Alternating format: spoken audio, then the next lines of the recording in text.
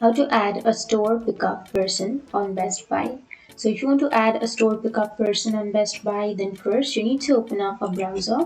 So I'll be here with Chrome browser. You can go with any browser and you can go for the search bar and search for Best Buy. And go for the first search, which is www.bestbuy.com, and it will take you to the website. Now you can go for account, which is on the upper right, and click on sign in and make sure to sign into your account with your email and your password. Or you can also sign in with a passkey. So skip for now.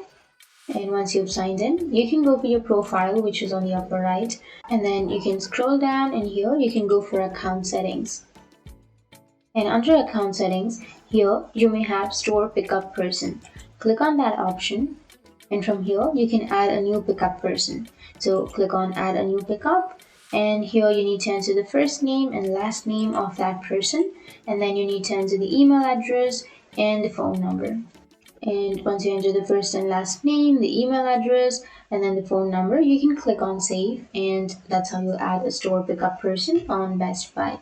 So that's it, and if you have any questions, feel free to comment below. Thanks for watching.